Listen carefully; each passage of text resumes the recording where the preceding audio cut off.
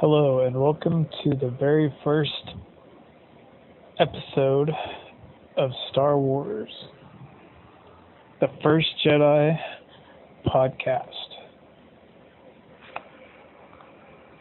This is going to be a podcast about literally anything and everything Star Wars related, mainly action figures, films, opinions on the film, anything that has to do with Star Wars or Star Wars collecting. And this particular podcast, what's going to make it unique and different will be certain points of view that you may or may not have heard before. And the reason that would be is because I'm actually in the retail industry. So, as a retailer that actually sells the figures, merchandise, I have early access to the majority, pretty much everything out there. I know a lot of stuff early,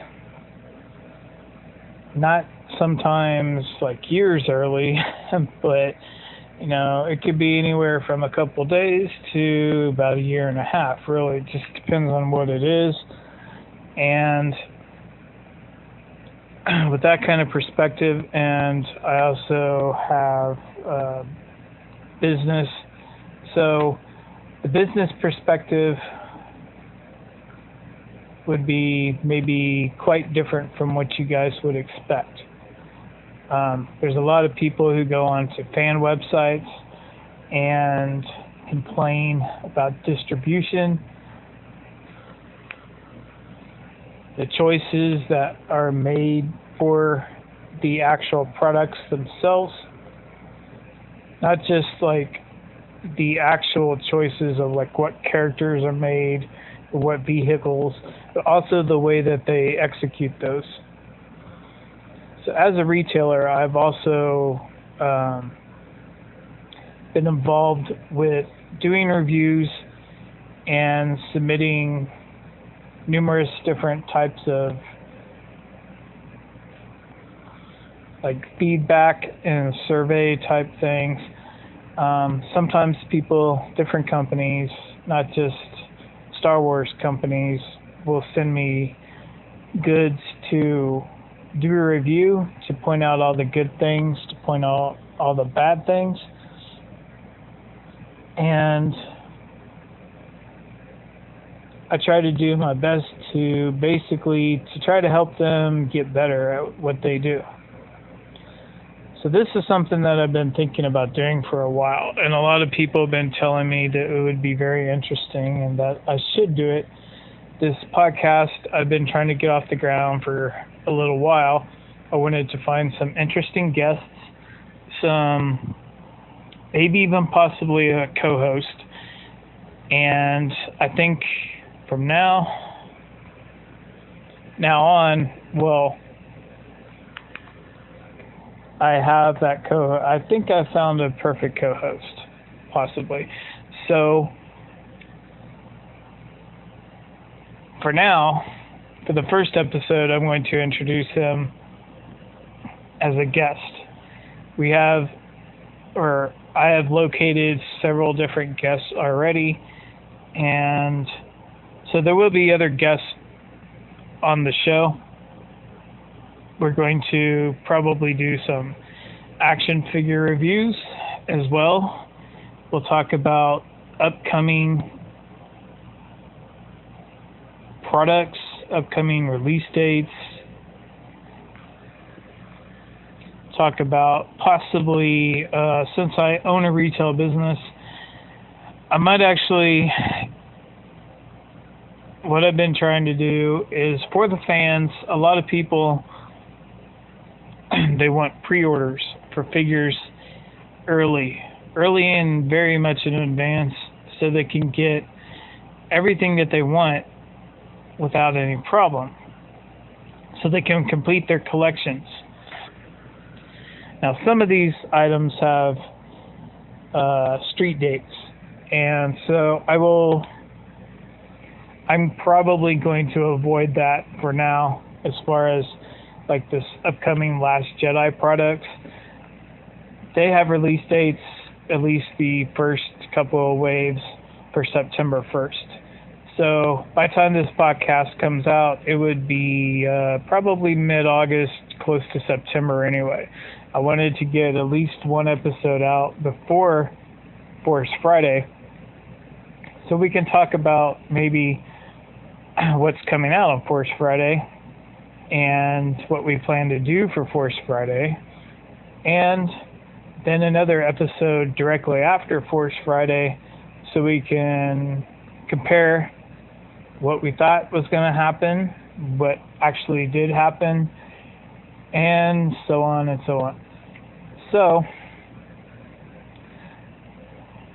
as your host, you can call me the First Jedi. The First Jedi podcast, hosted by the First Jedi and a guest host, which I will name in a little while when I'll bring him on as a guest. And we already have a couple of upcoming guests that are in the works.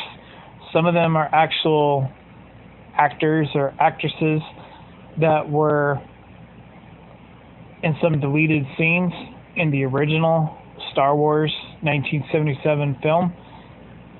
I've got several people in the works right now.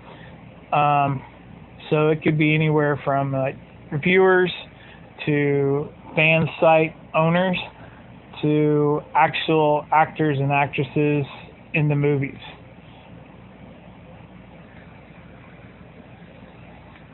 Now, the primary reason I'm doing this is for the fans. I want them to know the truth about what's going on, not get caught up in too many rumors, and because some people, they just post stuff just to post stuff, and they don't really know what they're talking about. And my guest today is one of those people that is what we would call in the know, and you would know probably the majority of what is going to happen and what's not going to happen. And as far as future releases and what's really coming out and what's really not, what's discontinued, just different little things like that. And as far as the websites go, he can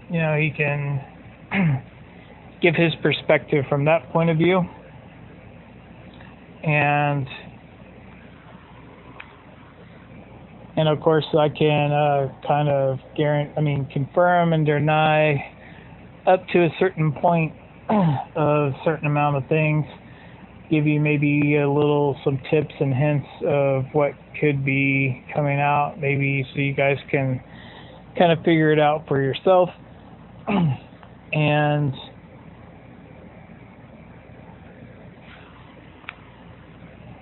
of course, we'll also review some of those action figures and different items and let you know just how good or not so good that they really are.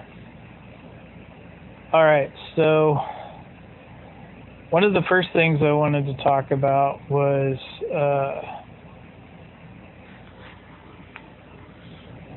maybe retail perspective on as far as the actual products that are released for retail. A lot of people think a lot of the Force Awakens stuff, sometimes you can still find that, and people are really freaking out like, oh, we'll never get this or we'll never get that, because Force Awakens stuff is still around. Now, The Force Awakens is a primary film from the actual prequel trilogy, which means that it has more importance than, say, Rogue One, which is a side film.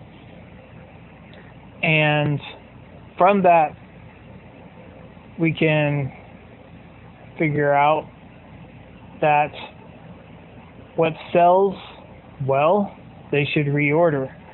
So a lot of places such as Target and other places that have been getting Force Awakens stuff restocked lately, it's not because it didn't sell in the first place. It's because it did sell and they sold out of it. So they still have orders coming in. A lot of this stuff is available for a good year or more, and they make it available. Hasbro tries to make every assortment available for about a year or more, a year to 18 months, depending on how it sells. So if you have like a certain amount of Wave 1 figures and they keep selling, well, why would you not buy more? Because they're selling okay.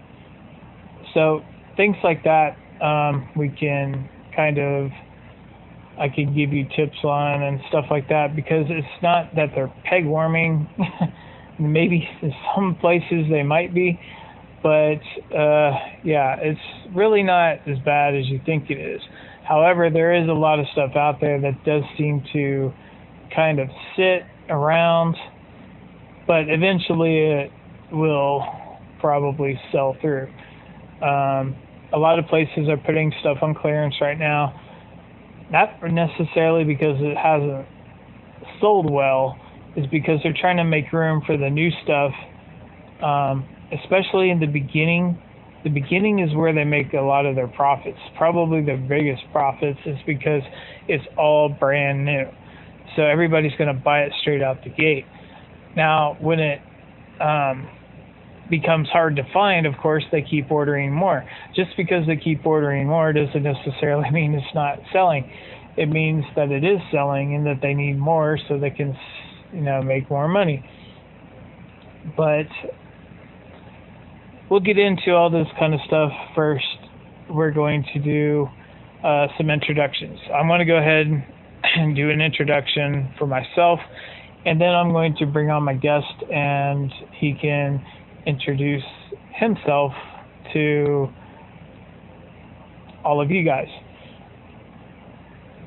So from the beginning, I've been a lifelong Star Wars fan.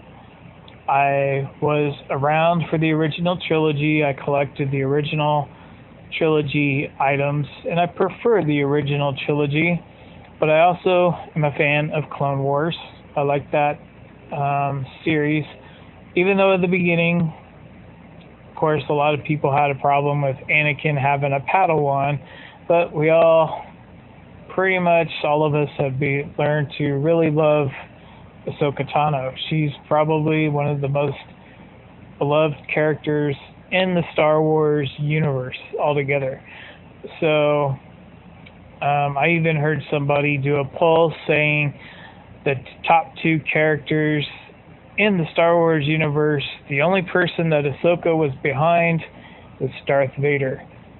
So yeah, we will probably, both me and the person that I'm going to be bringing on as a guest and future co-host, I believe that both of us are from the original trilogy era. We prefer the original trilogy over the new stuff that George Lucas has nothing really to do with. George Lucas appointed Kathleen Kennedy as his president because he wanted to make sure that the basic feel of the Star Wars universe would always be there.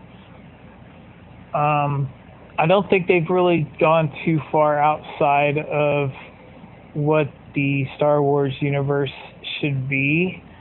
When I first saw The Force Awakens, I saw it with a friend, and we were thinking of it more of a sequel than kind of a reboot. And as a sequel, a lot of people didn't think that it really held up. And there's too many new characters. It's too far away from Return of the Jedi, 35 years or whatever later. And so a lot of people didn't really have a whole lot of love for the movie when it first came out, and including me, because the person next to me was complaining all the way through the movie, and I was really just trying to pay attention to the movie. And once I saw it on DVD and watched it a few times, I actually thought of it in a different light. I'm not saying that I like it better than the original trilogy, because I simply don't. But it is a new generation of Star Wars, and we really maybe not be able to make any kind of judgment on the actual trilogy yet, because there's only one film in the new trilogy. However, I do prefer the original cast, the original characters. I prefer all of that way more than Rogue One or The Force Awakens. You got to remember, George Lucas is the creator of Star Wars. He's the one who created Star Wars. What we fell in love with, the reason Star Wars is popular today in the first place, is because of George Lucas and his vision. His vision is what we fell in love with, not the other stuff. So if they can continue to do stuff that's still within his vision, then it will be successful. If they alienate the character, if it gets too out of focus, then obviously people are not going to like it and they're not going to stick around. But as of right now, the franchise is probably at its peak, as far as making money. And so let's get back to where we started off. So I collected the Star Wars figures. I actually had basically the entire collection when I was a child. So growing up with Star Wars, I think the very first time I was dressed up for Halloween, I was like C-3PO. And then the next year I was Darth Vader. The year after that I was Luke Skywalker. And so I grew up Star Wars. Star Wars was my primary collection. It was my primary focus when, toys and especially movies. I grew up where I wasn't allowed to watch a whole lot of stuff with violence. I wasn't allowed to watch Tom and Jerry, Roadrunner, stuff like that. That stuff, you really think about it, is incredibly violent. And those are cartoons. And anyway, so for this movie, it's rated PG. The majority of it is, fantasy. It's clear that stuff isn't real. You got aliens everywhere. There's not really a whole lot of, I was going to say there's no blood or gore, but technically a little bit. People getting their hands chopped off, Walrus Man in the cantina scene. There's a couple of places where there's a little bit of that kind of thing. But in general, they made toys out of it. And, Star Wars ruled the world. So at least in the late 70s, early 80s, it ruled the world as far as boys went. Not until when they had some actual competition, from G.I. Joe and stuff like that, where the figures had more articulation, which is going to be a huge thing that we talk about a lot on this show. Just like any podcast that reviews action figures, articulation is going to be one of our biggest things. So basically, I'm an OT baby, I guess, or whatever they call it, original trilogy fan, so I'm pretty much original trilogy. I also was still within, I was still very young, when I guess you could say, teenage years, late teens, early 20s, when the prequel trilogy was out as well. So I have basically the memory of the entire franchise, the entire Star Wars. I've been there since the very beginning. I even had the 1976 book, the novelization that came out before the movie, and I think December of 1976, or maybe it was October. I think it was December, but it depending what printing you had or where you saw it. I think it was even printed in a magazine, at least an excerpt or something like that, sci-fi magazines. But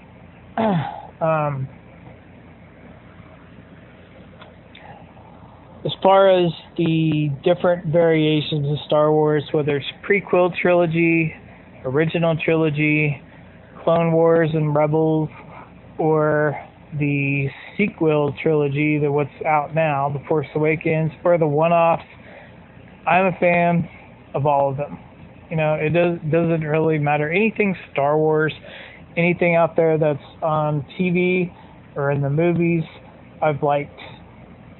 Some more than others, but so we will be talking about all that stuff. So feel free.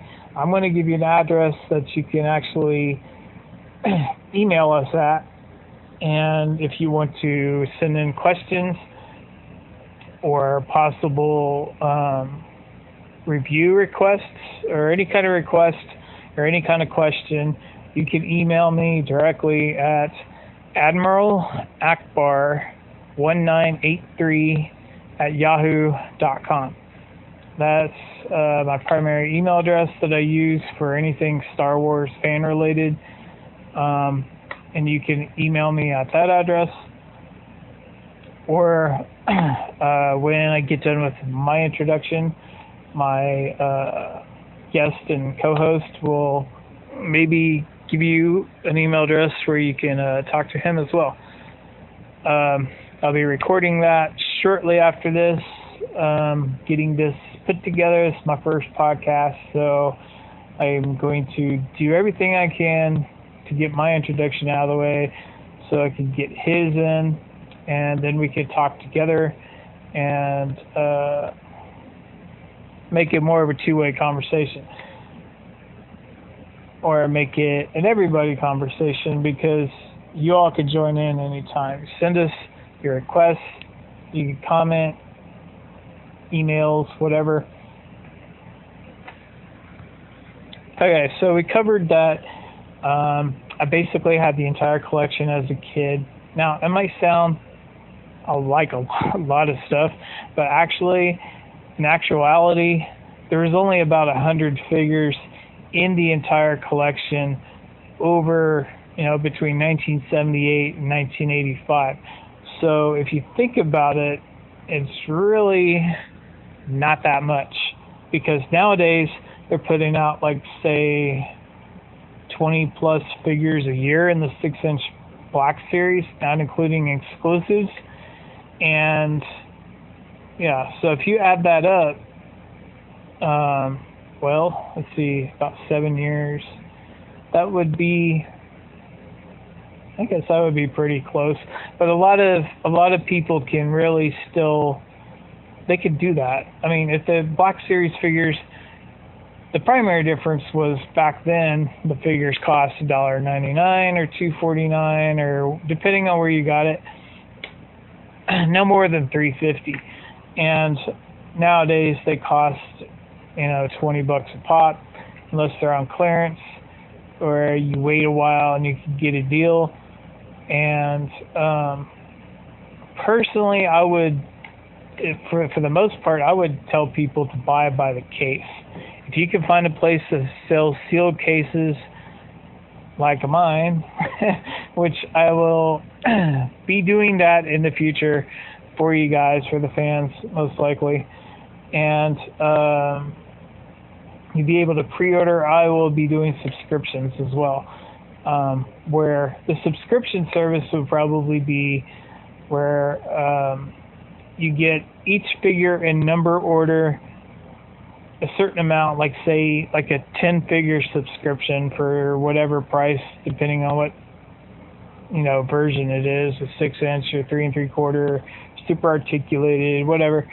So that is something that I've been talking with my co-host that I'll be bringing on here in a minute. I've been talking to him about that, and that is something I'll probably put up around late October to December, somewhere in that vicinity, because I'm avoiding this Last Jedi rush, because as a retailer I could technically do it, but you know, Disney's got street dates, and yeah, I don't want to really get into a fight with the mouse. So I'm trying to avoid those street dates. The primary thing that I was actually going to do was the new upcoming vintage collection. That is the super articulated 3.75 inch figures. And for those of you who don't know what the vintage collection is, that do collect right now, it's basically the Walmart exclusive Black Series figures.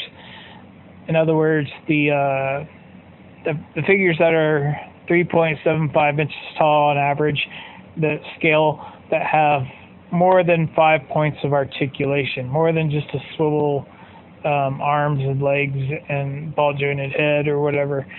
So the vintage collection is a collection where they put everything on a vintage looking card. At least the front of it looks like a vintage card from like the 1970s and 80s.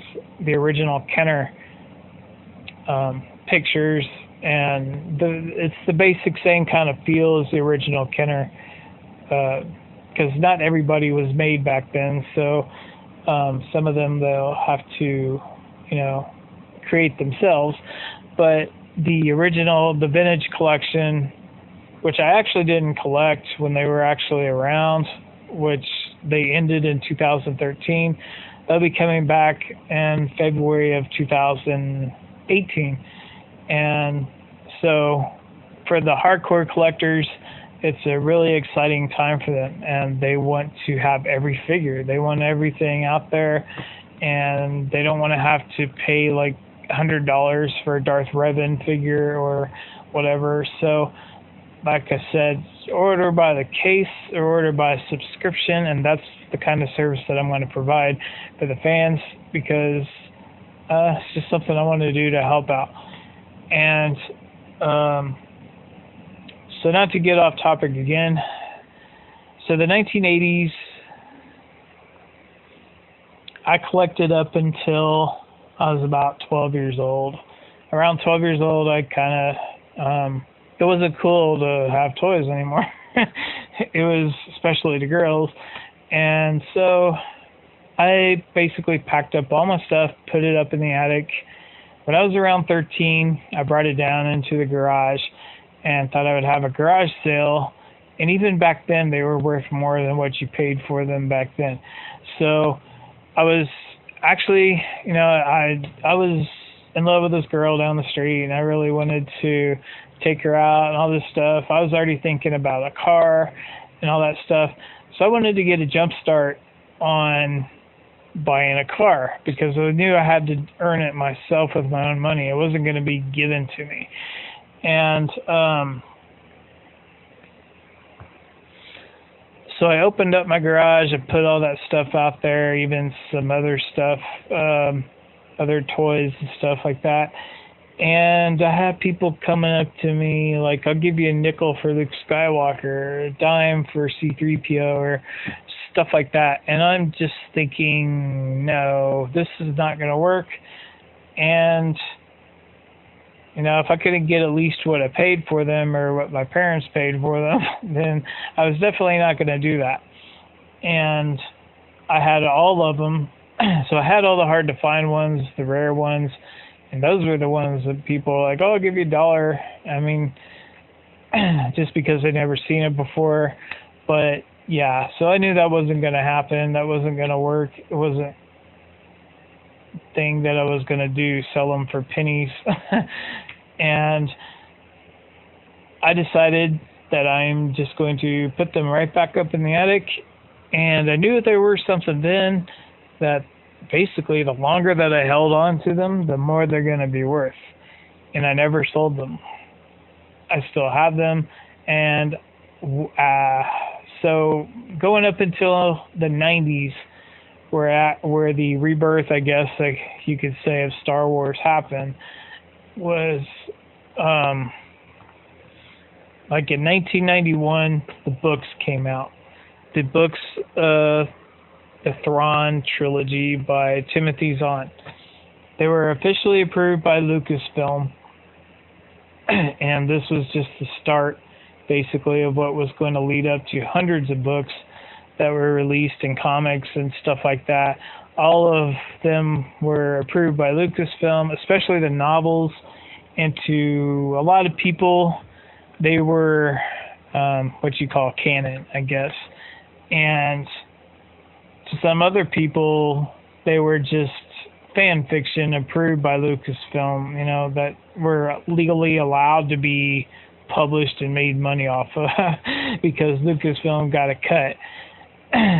Because when Disney bought out Lucasfilm in 2013, basically they said anything that was televised or in the movies is Star Wars. Everything else is Star Wars Legends. In other words, fan fiction. So it started off pretty good in the trilogy. The 1991 stuff is, I think, 91 to 93 is when that stuff came out. And the sales were so good that Lucas, I think he had gone through like a divorce or raising his kids or I don't know, something like that. And he was, considering possibly, doing some stuff. But he was going to basically go back to the original trilogy, clean it up a little bit, get it digitally remastered for optimal sound and picture quality. That's what they say on the videotapes. So that's what he had planned on doing with the original trilogy.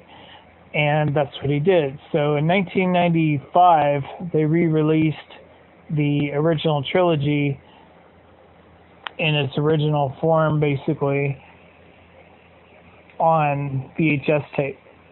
And he'd already started talking to Kenner about products, and Kenner in 1994 re-released at the end of 94, I think, or summer of 94, as a Toys R Us exclusive. They had a 4-pack. It was like an early bird set, and they looked similar to they're supposed to be the exact same thing as the originals, but they were updated slightly. They were slightly smaller, made out of different kind of plastic. But it was the resurgence of Star Wars. And in 1994, they released those figures. And then the summer of 95, around the time that the movies were about to come out, they re-released the action figures, but they were a little bit bulkier. They looked more like superheroes, kind of. They were still in their same costumes, but they were just a little beefier and out of proportion to what you actually see in the movie, because at the time the primary thing was like Marvel's X-Men, and superheroes were really popular. These were 5 points of articulation figures, so to capitalize on the nostalgia or whatever you call it. Actually, there were 6 points of articulation. They had swivel weights. So they were like the 5 POAs, but they were updated with a little bit of extra articulation. And 5 POA means 5 points of articulation. And so when they got re-released, it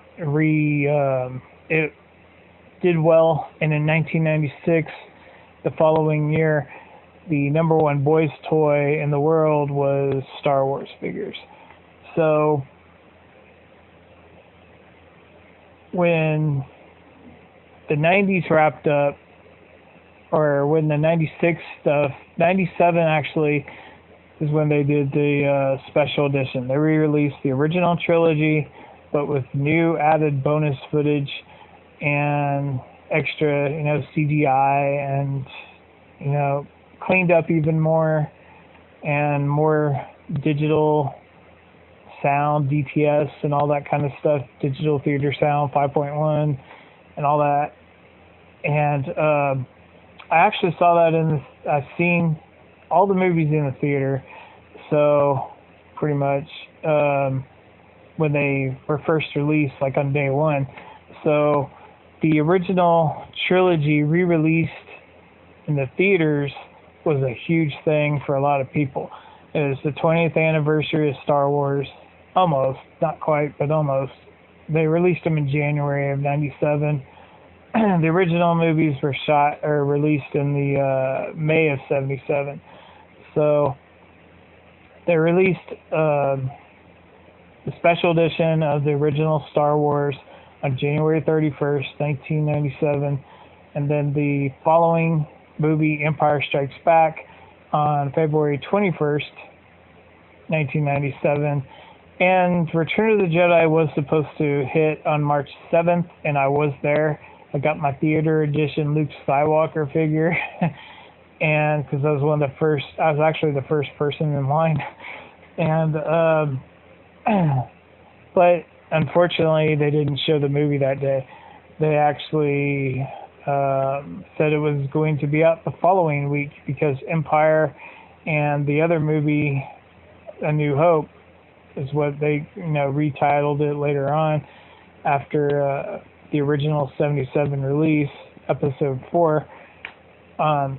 They were doing so well in the theaters that they pushed back Return of the Jedi a week to March 14th. And some people, believe it or not, don't know that. They think that it was released on March 7th, but it wasn't.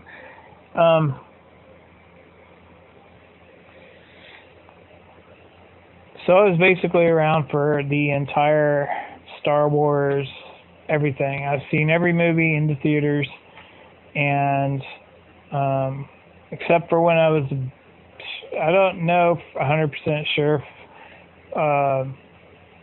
if I saw everything on the exact day of release, like the first movie. I was a baby, so I don't know if I saw that. My parents don't seem to remember. They remember seeing it around Christmas time, which would have been a few months after it came out. And they also said they saw it before that on their anniversary, which was in October.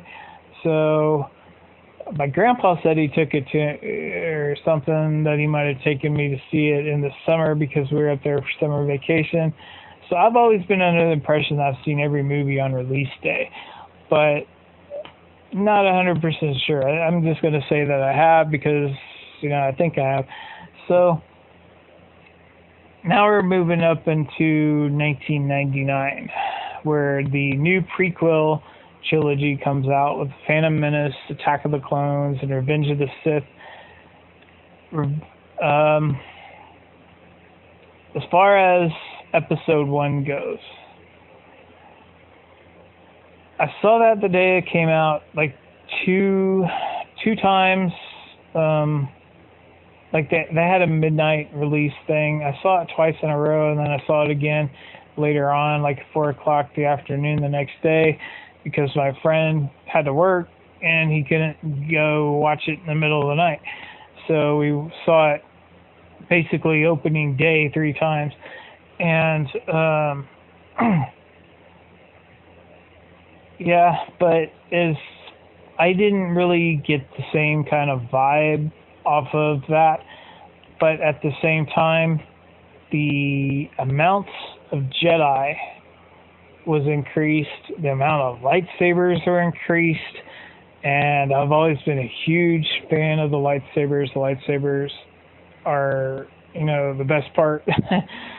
Kind of, especially when you're a kid and you swing them around, because you can't fly a Millennium Falcon by yourself, but you can hold a lightsaber. So lightsabers were very important. And so they, unfortunately though, I did also see the soundtrack. I was working in retail at the time, and I saw the thing at the end of the soundtrack. It says Qui-Gon's funeral, which maybe that was part of the reason why I didn't really have as much attachment to it, is because a lot of people, the book also came out a few weeks before the movie, and yeah, so a lot of people already knew that Qui-Gon dies. I wasn't really surprised, I guess, too surprised, but I was extremely disappointed that I found that out before I saw the movie. And I might have went in there kind of bummed out about it a little bit, but at the same time, excited to see a new Star Wars movie. And I really don't think The Phantom Menace was all that bad compared to what a lot of people say. As a standalone movie, it was a good movie. It did well in the box office, made almost $500 million. I mean, $500 million in domestic alone. So the Jar Jar thing, yeah, I wasn't real happy about Jar Jar, but it wasn't just that. It was the movie in general just didn't have the same kind of lost the magic a little bit. But I thought episode 2, when I saw that in the theaters, the opening scene with all that action, they're flying around. The first time I saw that, seeing it on a big screen with the DTS, I was like in a trance. I really loved the whole opening segment. And yeah, so I thought episode 2 was a million times better, and I don't know, the Geonosis part wasn't really my favorite part, but all the bug creatures and stuff like that. But yeah, the beginning of it at first made a huge impact. And this one even had more Jedi. I mean, we're talking dozens, if not hundreds of Jedi swinging lightsabers around in the Geonosis battle arena. And so I was definitely more into episode 2 than I was into episode 1. And Padme was so much... she was a better character, I think. Well, I don't know. It was different, sort of, in a way, somehow. She was more action-oriented. She wasn't just a queen in a dress and stuff like that. So I liked episode 2 better and kind of fell in love with Natalie Portman a little. So, and then episode 3, Anakin, his look is different. He's got longer hair. He's a Jedi now. He's another character that I really liked and enjoyed, not just Yoda and Anakin, but was Mace Windu. Mace Windu was a really great character. The guy who plays the Emperor, Ian McDiarmid, I think did a wonderful job. He was great at becoming what he became and acting it out the way he did. It was actually directed by George Lucas in the beginning. So George was the director, producer all the way through. So it was done very well as his rise to power and how he becomes the Emperor. So it was cool to see. I just wish we could have seen a little bit more of Anakin as Vader. I don't know if that was intentionally left the way it was so they could have maybe a future animated series or whatever, but we never really got to see Anakin. We saw Anakin get, beat up and chopped up a bit and put into a Vader costume, but that's where it ended. We didn't ever actually saw Vader as or Anakin as Vader at the beginning, his struggle, or whatever. And we never really got that. Maybe we will someday, but we never really got to see Anakin as Vader hunting people down.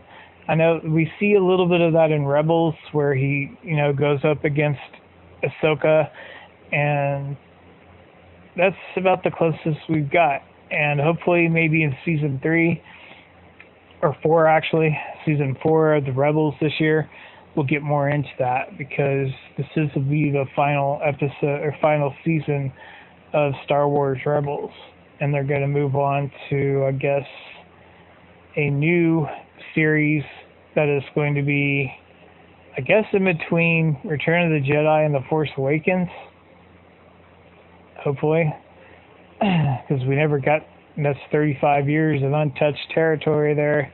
I just hope they do it well and they don't just screw up the whole series. So, moving on into the current stuff. Okay, I guess we kind of already did, but moving on into the current stuff. Last Jedi, I'm very excited for it. Can't wait for it to come out. I gave you a little bit of background, and so we're 45 minutes into this, so I'm going to go ahead and end it here, and I'm going to go ahead and introduce you to my guest and co-host. I've talked to him quite a lot in the last year. Basically more 2017, and he is the co-owner of Jedi Temple Archives, created by Chuck, and I don't know his last name actually, Chuck. But anyway, so I'm going to introduce you to Paul Harrison, and here we go. So this is Paul Harrison from Jedi Temple Archives. Go ahead and introduce yourself to the First Jedi podcast audience.